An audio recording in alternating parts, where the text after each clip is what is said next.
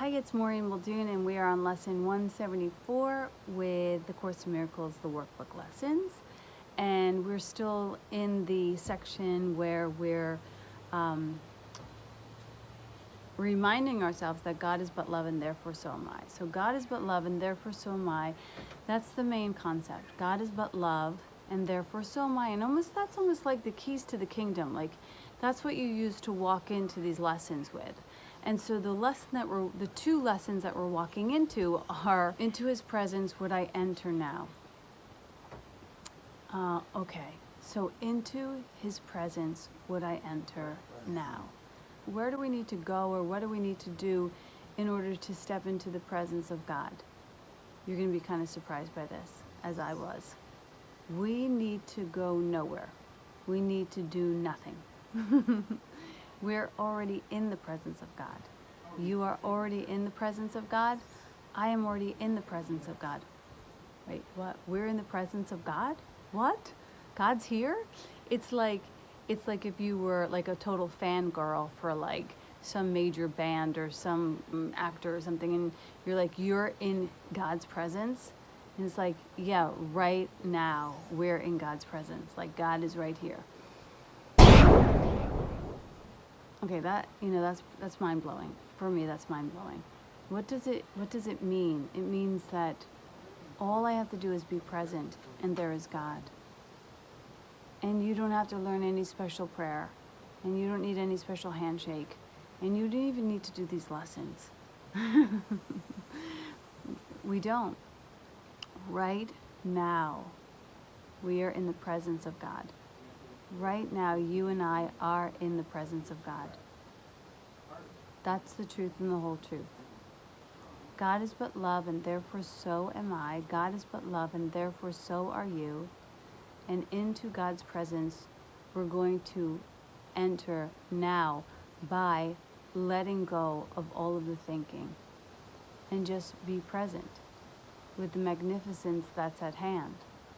And if you want to take a little jog around your room with your eyes and let your eyes fall on whatever they will, bringing back the earlier lessons, and say hello to God in all of your things. There's no spot that God is not. So this is more than a lesson. This is a lifestyle. This is a practice that makes you perfect, so that you no longer have to practice anymore. And the more you practice, the more you'll appreciate it. The more I practice, the more I appreciate it. That I can recall God in any moment. That I can be in God in any moment. That I am in God in any moment. I just have to be aware of it. That's a beautiful thing. Okay, so then the next one is, I learned to give as I receive. Today I learned to give as I receive. Okay, what have I received? Okay, well, you just received everything. You just took the keys to the kingdom. You opened up your mind. You got still. You recognized that God is everything there is, that there's no spot that God is not, that God is available to you right here and right now, that God is your inhale, that God is your exhale, that God is the shirt that you wear, that God is your skin, that God is the animation of this body, that God is everything. And if you receive that, you're going to want to extend it. Like I said yesterday, like beautiful things are meant to be shared. And you are beautiful.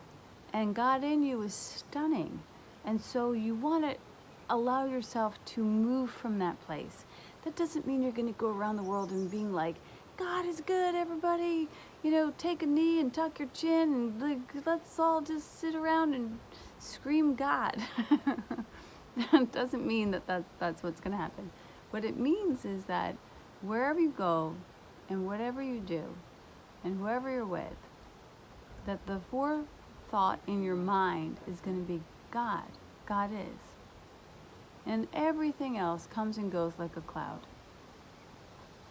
There is something fantastic about that and terrifying about that.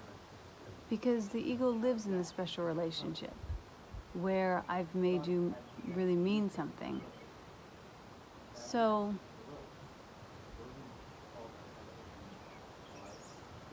that's okay.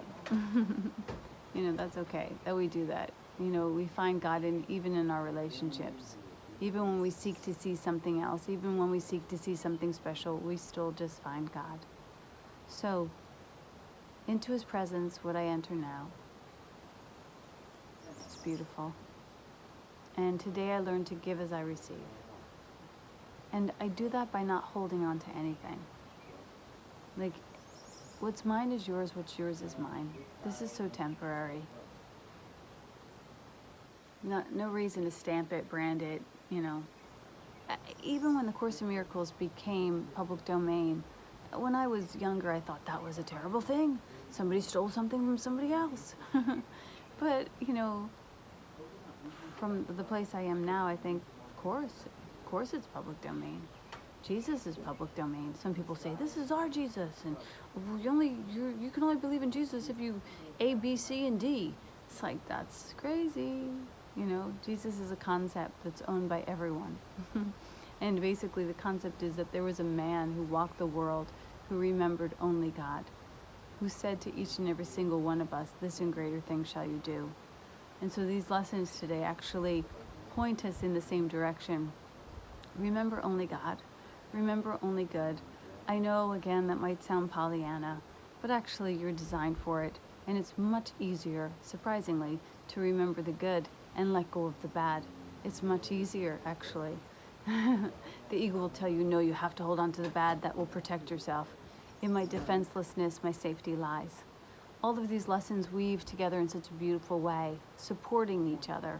So, anyway, today would be a good day to take these lessons into a meditation, to just be still in contemplation with them and to let them integrate into your essence and your awareness.